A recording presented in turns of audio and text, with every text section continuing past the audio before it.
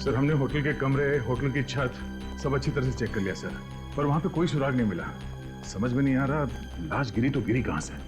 लाश आसमान से तो नहीं गिरी है दया, कहीं ना कहीं से तो गिरी ही है। हाँ पूर्वी, कुछ पता चला मीडिया फुटेज में से? सर ये देखिए सर, इस फुटेज में कुणाल गिरते हुए तो दिख रहा है, मगर कहां से गिर रहा है वो पता नहीं चल रहा। लेकिन सर अगर मैं वहां की मीडिया वालों की बातचीत का ऑडियो बंद कर दूं और वहां के एम्बियंस यानी बाकी चीजों के ऑडियो ऑन रखूं तो सर एक आवाज आती है। सुना?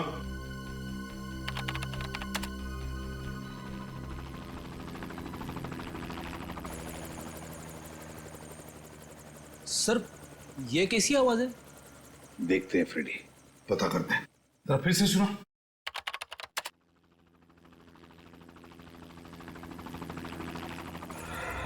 सर कहीं ये हेलीकॉप्टर की आवाज तो नहीं है? मुझे भी यही लगता है, ये हेलीकॉप्टर की ही आवाज है। तो मतलब है कुणाल को हेलीकॉप्टर से नीचे फेंका गया? मीडिया इवेंट के दौरान हेलीकॉप्टर उड़ा होगा और उसी में से कुणाल को नीचे गिरा दिया गया होगा। पूरी काम करो, पता लगाओ उस इवेंट के दौरान कितने हेलीकॉप्टर ने उड़ान भरी थी और किसने बुक किया था। सर इस सब में दो चीजें सामने आती है। एक ये कि खूनी अमीर और बहुत ही पहुंचा हुआ आदमी है, हेलीकॉप्टर बुक करना किसी आम आदमी के बस की बात नहीं है। और दूसरा ये कि कुणाल खूनी को अच्छी तरह से जानता होगा, तभी तो वो हेलीकॉप्टर में बैठने के लिए राजी हो गया। सर जिस वक्त कुणाल को फेंका गया उसके कुछ ही देर बाद उन्नति मैदान में एक हेलीकॉप्टर क्रैश हो गया सर। क्या? उन्नति मैदान में हेलीकॉप्टर क्रैश हो गया? तो फिर दया कहीं वही हेलीकॉप्टर तो नहीं जिसमें से कुणाल को फेंका गया? हाँ पता नहीं सर कैसे हुआ है, समझ में नहीं आ रहा है। अभी तक कोई आया क्यों नहीं? इंश्योरेंस प्रीमियम के लिए तो दौड़ कर आते हैं। सर लगता है वो लोग आ गए।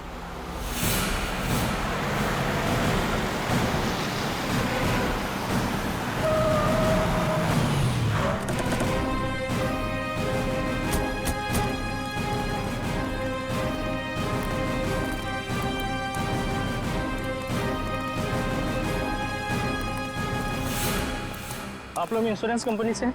नहीं, हम लोग सीआईडी से हैं। सीआईडी? हाँ। आप जी मेरा नाम गिरीश है, ये हेलीकॉप्टर मेरा ही था। आपका ये हेलीकॉप्टर बुक किसने किया था? सर वो फिल्म का एक प्रोड्यूसर है शेखर। शेखर? जी हाँ, उन्होंने अपनी आने वाली फिल्म के प्रमोशन के लिए हेलीकॉप्टर बुक करवाया था। उनकी फिल्म का हीरो है कुणाल, वो फिल्म की म्यूजिक पार्टी के लिए हेलीकॉप्टर से एंट्री करने वाले थे। अच्छा, देखते हैं।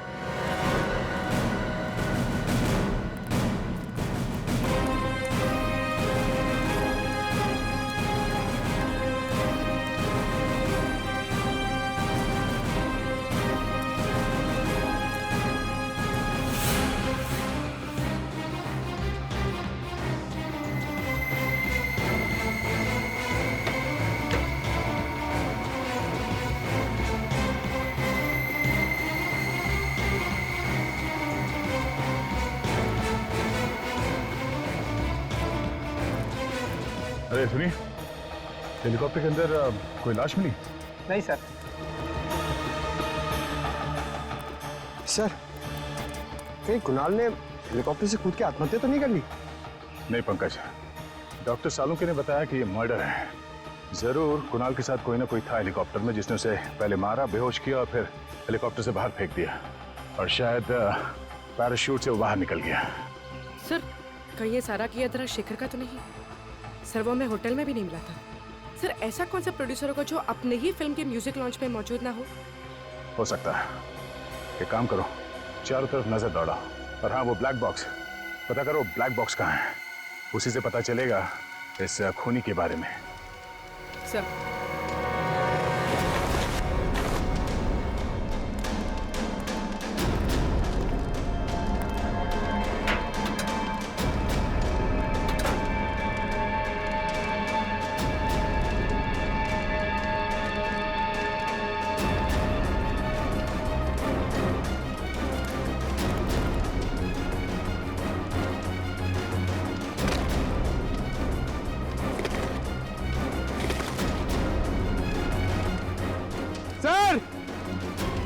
सर जल्दी आइए।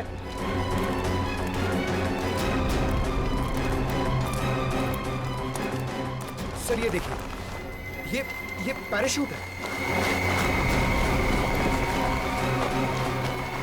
गुड जॉब पंकज, आजकल बहुत काम करने लगे हो। हाँ? Thanks sir. सर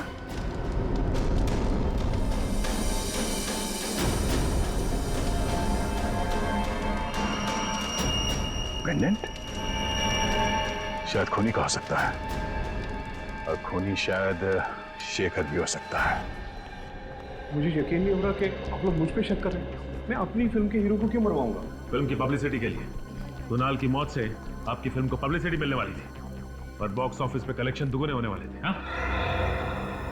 सर लेकिन मेरी फिल्म तो वैसे ही हिट है, उसके लिए मुझे गुनाह करने की क्या जरूरत है सर? तुमने बनाया था ना कुणाल की एंट्री का प्लान हेलीकॉप्टर से।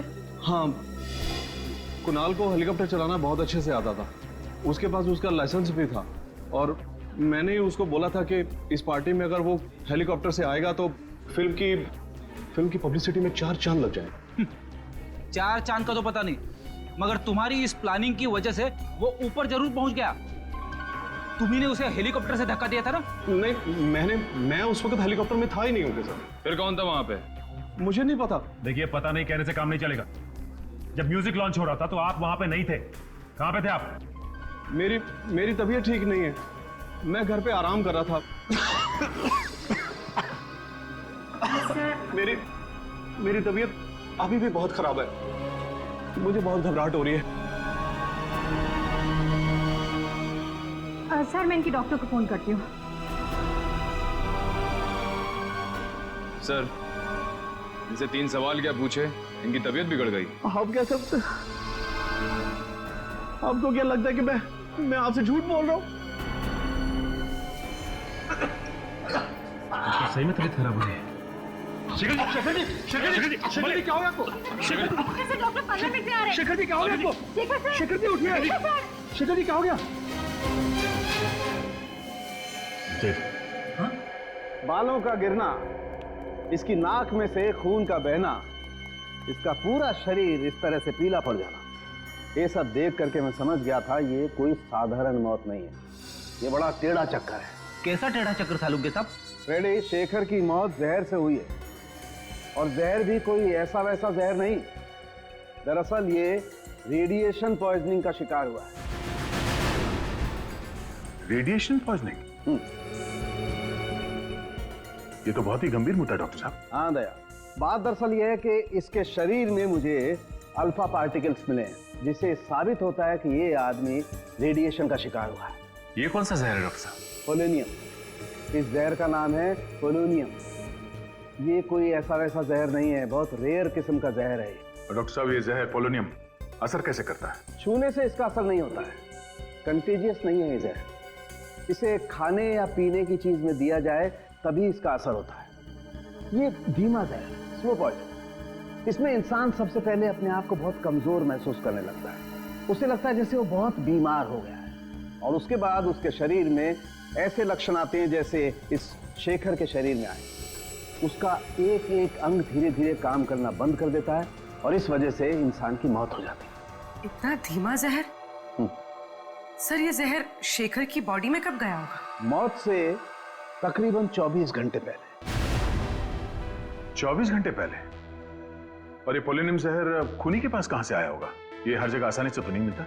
मैं एक काम करता हूं दया, मैं जानने की कोशिश करता हूं कि इस शहर में किस किस के पास ये पोलोनियम नाम का जहर हो सकता है।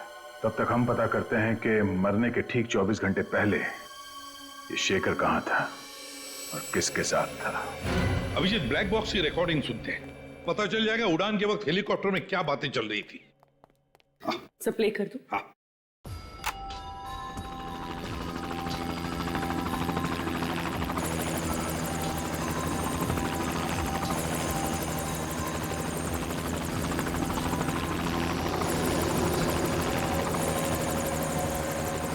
शेखर के साथ ऐसा किया? मुझे यकीन नहीं आ रहा है। क्यों किया ऐसा तुमने? ये जवाब दो। सर ये तो कुणाल की आवाज है। हाँ अभिजीत, लगता है कुणाल को पता चल गया था कि खूनी ने शेखर को जहर दिया था, शायद इसीलिए खूनी ने कुणाल को हेलीकॉप्टर से धक्का दे दिया। और फिर खुद पैराशूट बांध के कूद गया। सर जरूर ये कुणाल या शेखर के आसपास का ही आदमी है। हाँ, साउंड के बता रहा था ना कि वो पोलोनियम जहर को असर दिखाने में 24 घंटे लगते हैं। तो अगर ये पता चल जाए कि मौत से 24 घंटे पहले शेखर किसके साथ था, तो समझ लो हम खूनी तक पहुंच गए। सर 24 घंटे पहले शेखर वैलेंटाइंस बैंक्वेट हॉल में था सर। Valentine's banquet hall? वो तो राजा पार्क के वहां है। हाँ सर, वही वाला।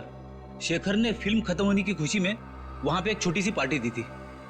फिल्म के सारे आर्टिस्ट और टेक्नीशियंस को बुलाया गया था सर इस पार्टी में।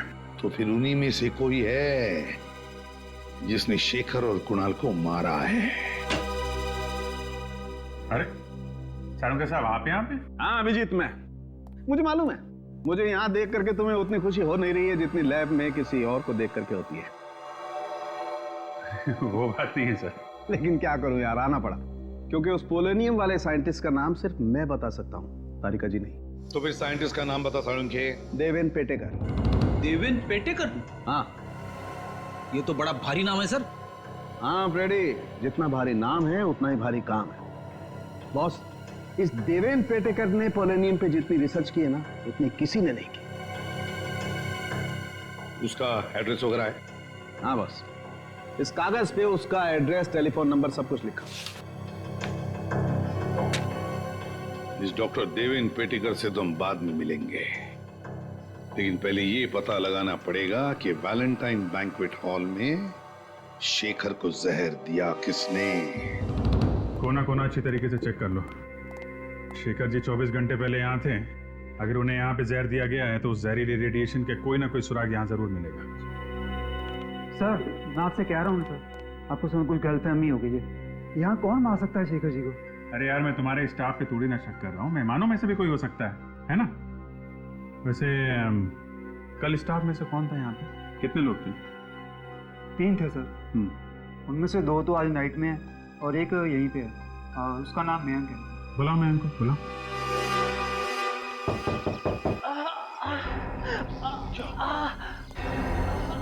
सर यहाँ से किसी के कराने की आवाज आ रही है। कई साइंटिस्ट की जान खबर में तो नहीं है। देख पड़।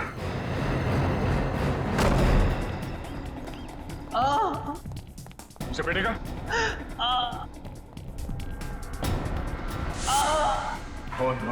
सचिन, पूर्वी, पूर्वी एम्बुलेंस बुला जल्दी। सर क्या हुआ? आप ठीक तो है? मेरी लेबोरेटरी। क्या हुआ आपकी लेबोरेटरी? मेरी लेबोरेटरी। इसने उंगली काट दी है। कौन हो सकता है सर? अब ये तो यही बता सकते हैं। हाँ सर, एक आदमी काफी देर तक शेखर जी से बातचीत कर रहा था। अच्छा, क्या क्या बात कर रहा था? कुछ सुना आपने? अरे यार सुनो, सीआईडी की मदद करोगे तो कोई तकलीफ नहीं होगी। ओके, बताओ। सर वो विनती कर रहा था कि शेखर जी की आने वाली फिल्म की रिलीज डेट आगे बढ़वा दे, नहीं तो उसका बहुत बड़ा नुकसान हो जाएगा। अच्छा, था कौन ये आदमी? नहीं सर, मैं नहीं जानता वो आदमी कौन था। तो शेखर जी ने क्या कहा? शेखर जी हंसने लग गए और बोले खाना जरूर खाकर जाना, अच्छा बना है। और रहा सवाल फिल्म की रिलीज डेट आगे बढ़वाने का, तो वो तो आगे नहीं खिसकाएंगे। अच्छा, कहीं शेखर जी की मौत की वजह फिल्म की रिलीज डेट तो नहीं है? शेखर जी की मौत के बाद अब तो शायद उसकी फिल्म भी वक्त पे रिलीज ना हो पाए। इससे आपकी फिल्म का बहुत फायदा होगा ना? देखिए, किसी की चिता की आग पे रोटियां सेकी नहीं जाती। शेखर जी बहुत ही सीनियर थे और फिल्म इंडस्ट्री के एक नामी गिरामी प्रोड्यूसर थे वो। उनके जाने के बाद फिल्म इंडस्ट्री को जो आघात पहुंचा है उसको शब्दों में बयान करना नामुमकिन है। तो हम मुमकिन कर देते हैं मिस्टर राजेश, शेखर के खूनी की दास्तान सुनाकर। सीआईडी वाले आज यहाँ कैसे आ गए? देखिए प्लीज, अभी आप लोग बात नहीं, हम आपको बाद में जवाब देंगे। शेखर जी का खून क्या है? आप लोग बात नहीं, आप लोग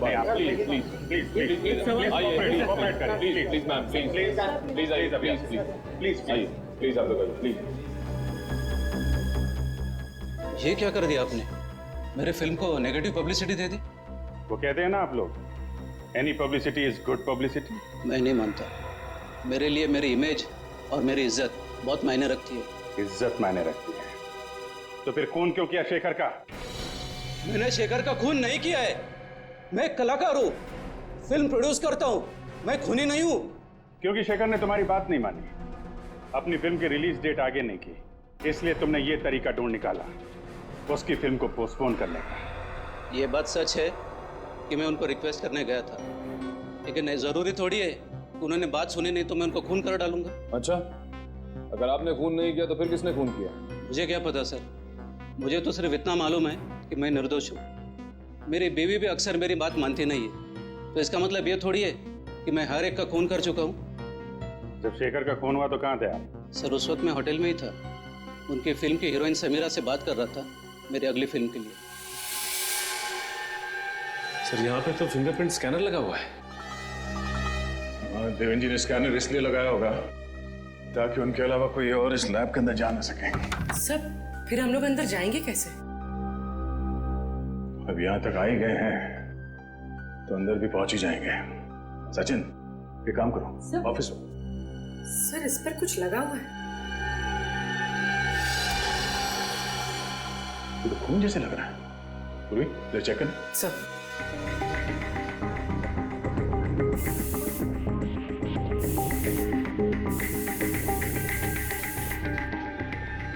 सर ये तो खून ही है। यहाँ पे खून कैसे लगा?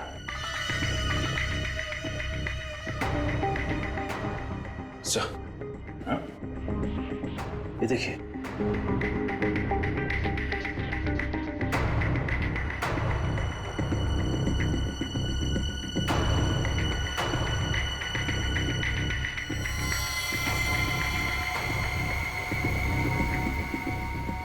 सर ये तो किसी की कटी हुई उंगली है। सर कहीं ये उंगली देवेंद्र जी की तो नहीं? मेरे कटी हुई उंगली देवेंद्र जी की है तो इससे लैब का दरवाजा खुल जाना चाहिए।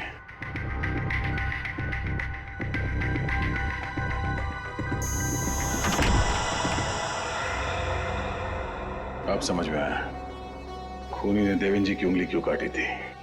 पूरी एविडेंस बैग में डालो। सचिन,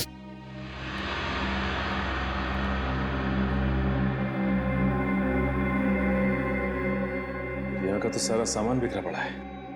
हाँ, किसी ने बहुत मेहनत की है यहाँ पे। तो देखो आसपास कुछ मिलता है क्या?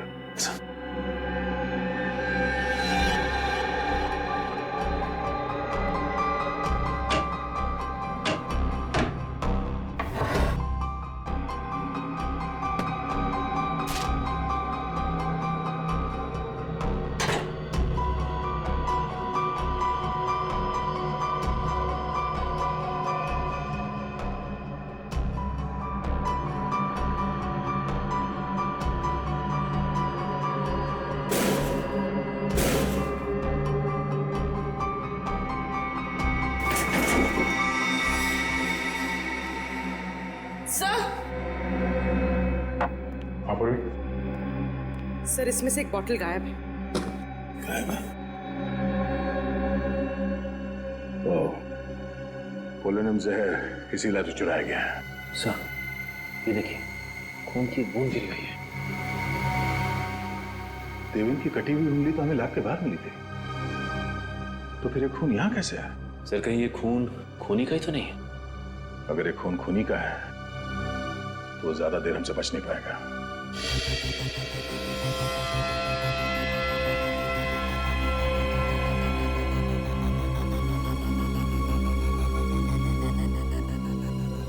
सर इस फुटेज से ये तो साबित हो गया कि राजेश खूनी नहीं है, क्योंकि जिस वक्त कुणाल हेलीकॉप्टर से गिरा ये तो होटल में था समीरा के साथ। ये तो कोई बाहर का ही है, खूनी कोई बाहर का ही है, पर कौन? वो जो कोई भी है, उसे हंटिंगटन नाम की बीमारी। क्या? हंटर? हंटर नहीं फ्रेडी, हंटिंगटन। ये तुझे लेबोरेटरी में मिले खून के डीएनए से पता चला है ना? हाँ बस, लेकिन सिर्फ इतनी जानकारी मिली है, इसका क्रिमिनल डाटाबेस में कोई रिकॉर्ड नहीं मिला है। कोई बात नहीं पूर्वी, इंटरनेट से चेक करो, देखो इन दोनों फिल्मों से जुड़े हुए किस आदमी को हंटिंगटन डिजीज है। सर, हाँ सालुंके साहब, ये बीमारी क्या होती है? ये एक न्यूरोलॉजिकल डिसऑर्डर होता है फ्रेडी। इसमें इंसान की मसल का कोऑर्डिनेशन बिगड़ जाता है। ये बहुत रेयर बीमारी है, अधिकतर मिडिल एज के बाद ही शुरू होती है। सब मिल गया सर।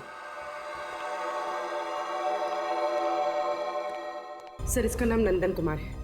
सर ये एक राइटर है और इसने कुछ फ्लॉप फिल्में लिखी हैं। 2 साल पहले ये शेखर के पास अपनी एक कहानी लेकर गया था, पर शेखर ने इसकी कहानी ठुकरा दी। और जब नंदन को पता चला कि शेखर उसी की कहानी पे फिल्म बना रहा है, तो उसने शेखर पे कोर्ट केस कर दिया, लेकिन वो हार गया था सर। और ये वही वाली फिल्म है सर, 555 घंटे, इसका म्यूजिक लॉन्च हुआ था उस दिन। इसका मतलब है दया, हमारा खूनी मिल गया। सर एक टाइम था जब मैं भी राइटर बनना चाहता था। मैं कविताएं लिखना चाहता था, लेख लिखना चाहता था, शायरियाँ लिखना चाहता था। अरे यार लिखते फिर ये यहाँ सीआईडी में क्या करने आ गए? पता नहीं सर। सर मगर दोनों में ना बहुत सिमिलैरिटी है। अच्छा? हाँ, राइटर बनने में भी उतना ही दिमाग लगाना पड़ता है जितना सीआईडी ऑफिसर बनने में। तुम अगर राइटर बन जाओगे ना, तो तुम्हारी कहानी में खून और मुर्दे बहुत होंगे। सर रोमांस भी हो सकता है? हाँ रोमांस तो हो सकता है। नंदन। हाँ? आप लोग कौन? हम लोग सीआईडी से हैं। सीआईडी से?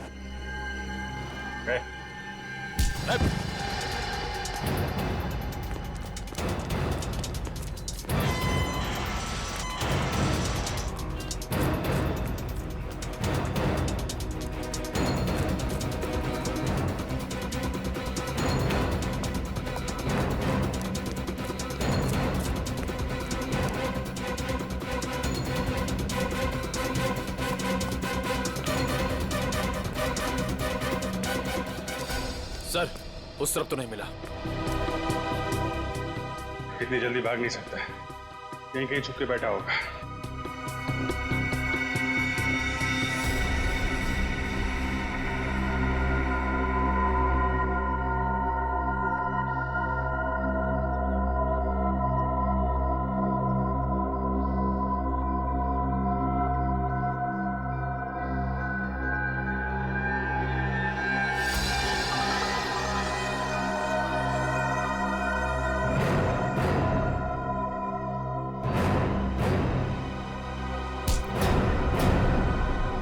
छोड़ दो मुझे, छोड़ दो मुझे।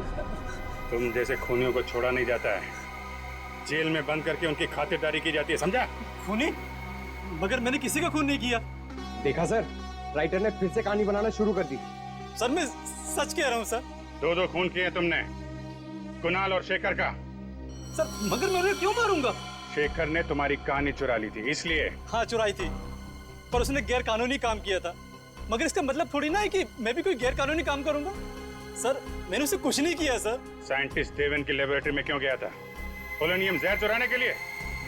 सर मैं जहर चुराने नहीं गया था, मेरी अगली फिल्म साइंटिस्ट की कहानी पर आधारित है, तो रिसर्च के लिए उनसे बातचीत करने के लिए गया था सर। बातचीत करने? और बातचीत करते करते तुम्हारा खून उनके टेबल पे गिर गया। सर वहाँ पर ब्लेड पड़ा था, मैंने देखा नहीं और गलती से हाथ कट गया सर मेरा। कहानी बनाना बंद करो नंदन, अगर तुम निर्दोष थे तो मैं देख के भागे क्यों? सर कल रात एक बार पे मेरा किसी से झगड़ा हो गया था, मैं सारी रात लॉकअप में था सर, तो मुझे लगा कि आप लोग मुझे फिर से पकड़ने के लिए आ गए, इसलिए मैं भागा। तुम्हारे शेखर साहब को शराब पीने की आदत थी क्या? कभी कभी जब बहुत उदास होते थे तो खुद को शराब के नशे में डुबो लेते थे। उदास? किस बात का दुख था उन्हें? साहब एक दिन नशे की हालत में कुछ बड़बड़ा रहे थे कि उनके अतीत की गलती जिंदगी भर उनका पीछा नहीं छोड़ेगी। अतीत की गलती? कैसी गलती? पता नहीं साहब, ऐसा लगता है कोई अतीत का राज छुपा रहे थे। मैंने सुना है साहब, शराब पीने के बाद इंसान कभी झूठ नहीं बोलता है। सुना तो मैंने भी ऐसा।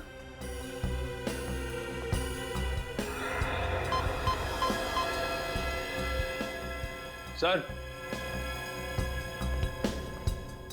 ये देखिए सर, इस क्लास में अल्फा पार्टिकल्स मिले हैं सर।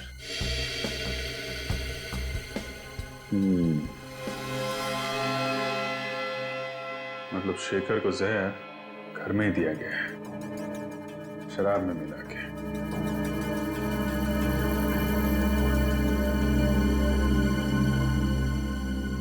जब शेखर की मौत हुई तुम कहाँ थे? साहब उस दिन काम जल्दी खत्म हो गया था, मैं शाम को ही घर चला गया था। कितने बजे? ये कोई करीब 6:30 पौने 7 बजे। सर आप पंकज? सर ये देखिए, यहाँ पे कुछ गड़बड़ है। निकालो।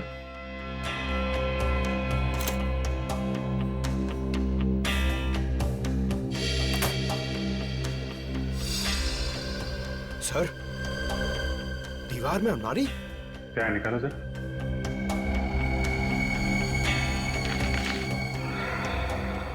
ये देखिए, चिट्ठियां छुपा के रखी हैं। शेखर, लता, लता, किसी लता ने इस शेखर को चिट्ठियां लिखी हैं। कुछ पता चला इन चिट्ठियों में से? हाँ सर, काफी पुरानी चिट्ठियां हैं, 20 साल से भी ज्यादा पुरानी। इतनी पुरानी चिट्ठियां आदमी तभी संभाल के रखता है ना जब उसका कोई इमोशनल कनेक्शन हो, इनके साथ कोई लगाव हो। हाँ सर, यहाँ भी प्यार का ही मामला है। ये लता उन दिनों छोटी मोटी एक्ट्रेस हुआ करती थी। दोनों आपस में प्यार करते थे सर, मगर ये शेखर पहले से शादीशुदा था। कई बार लता को वादा किया था उसने कि अपनी बीवी को डिवोर्स दे देगा, लेकिन ऐसा किया नहीं। शायद लता इसी बात से दुखी थी। हाँ सर, लेकिन उसने दुनिया के सामने ये बात जाहिर नहीं होने दी, क्योंकि उसे पता था कि इससे उसकी और शेखर की बदनामी हो सकती थी। वैसे लता आजकल है कहाँ पर, कुछ पता चला? हाँ सर, लता अब जिंदा नहीं है। 20 साल पहले 27 मार्च 1993 को उसकी छत से गिरने से मौत हो गई।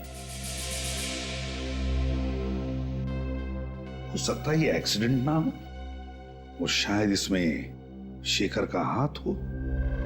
फिर 20 साल बाद कोई तो है जो लता की मौत का बदला लेना चाहता है। लग तो ऐसा ही रहा है सर। सर, जिस वक्त लता की मौत हुई थी, उसकी एक 4 साल की बेटी थी सेजल। माँ की मौत के बाद उसे अनाथ आश्रम भेज दिया गया था और अब वो 4 साल की बेटी 24 साल की हो गई है। अच्छा, तो हो सकता है इस बच्चे ने अपना पूरा बचपन माँ के बदले की आग में गुजारा हो। इस अनाथ आश्रम में जाकर पता लगाओ सेजल के बारे में, वो करती क्या है कहाँ। सेजल नाम की एक बच्ची आई तो थी यहाँ करीब 20 साल पहले। जब वो 8 साल की हुई तो उसे अडॉप्ट कर लिया गया है। किसने अडॉप्ट किया था?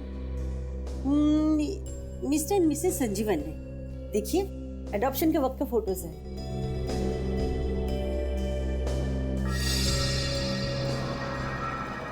ये देखा? क्या सर? सेजल के गले में पेंडेंट। अरे हाँ सर, ये तो ठीक वैसा ही पेंडेंट है जो हमें हेलीकॉप्टर की क्रैश साइट पे मिला था। एग्जैक्टली, हमारा शक सही निकला। सेजल का इस केस से लेना देना जरूर है। रहती कहाँ है ये सेजल?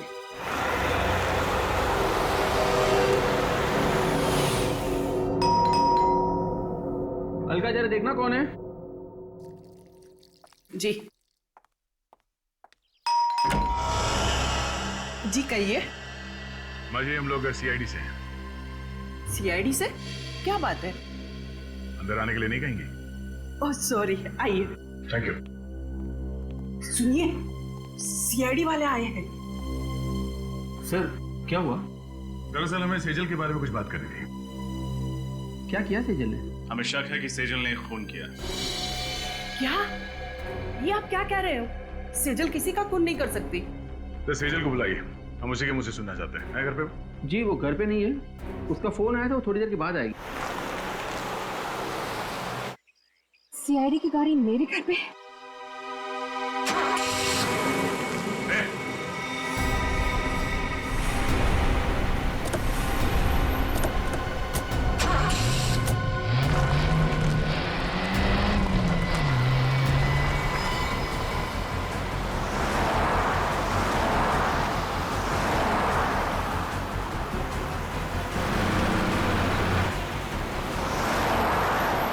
गाड़ी बहुत तेज चला रही है।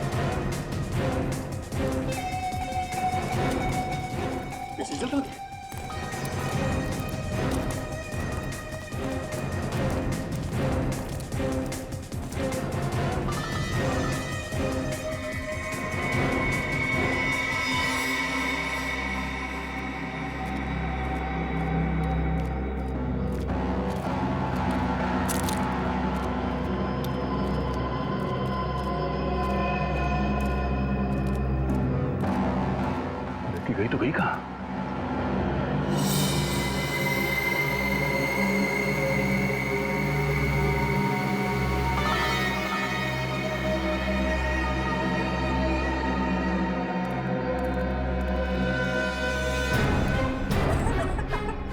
बस बहुत भाग ले, अब जरा अपना मुखड़ा तो दिखा दे।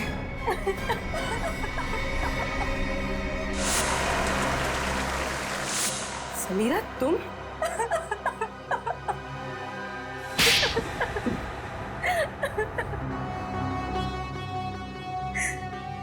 किसी भी बच्चे के लिए उसकी माँ की मौत से ज्यादा दर्दनाक और कुछ नहीं हो सकता। 4 साल की थी मैं, 4 साल की, जब वो शेखर की वजह से मेरी माँ की मौत हो गई।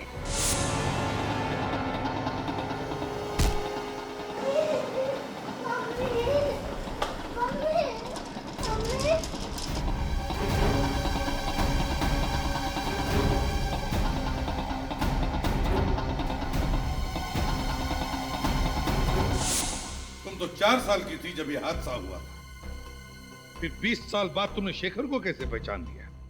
नहीं पहचानती थी, लेकिन मैंने सोच रखा था कि एक ना एक दिन उस आदमी को जरूर ढूंढ निकालूंगी जिसने मुझे अनाथ किया, और उसे एक दर्दनाक मौत दूंगी। मैंने पोलोनियम के बारे में कहीं पढ़ा था कि एक धीमा जहर है, और सोच लिया था कि इसी से शेखर को मारूंगी। पर शेखर को ढूंढा कैसे तुमने? मैंने उसे नहीं, उसने मुझे ढूंढा। वो अपनी फिल्म के लिए एक हीरोइन की तलाश कर रहा था, जिसके जरिए वो मुझ तक पहुंच गया। अच्छा, तो फिर इत्तेफाक से उसके घर में तुमने तुम्हारी माँ ने लिखी हुई चिट्ठियां पढ़ ली और तुम समझ गई कि तुम उस खूनी तक पहुंच गई हो, है ना? हाँ, मैंने उसी दिन से उसे मारने का प्लान बना लिया था। और जब कुणाल को पता चला कि तुमने शेखर को जहर देके मारा है तो तुमने उसे भी मार दिया है? हाँ, बिल्कुल परफेक्ट प्लान था मेरा। पहले होटल पहुंच के मीडिया के सामने तस्वीरें खिंचवाई, और उसके बाद वहां के फायर एग्जिट से निकल गई। किसी ने देखा भी नहीं मुझे, और हेलीकॉप्टर तक कुणाल के पास पहुंच गई, और वहां से निकल गई। माना कि तुम्हारी जिंदगी मुश्किलों से भरी रही, लेकिन इसका मतलब ये नहीं कि बदले के लिए तुम खून पर खून किए जाओगे। 2 खून किए तुमने, तुम्हें तो शायद फांसी ही होगी।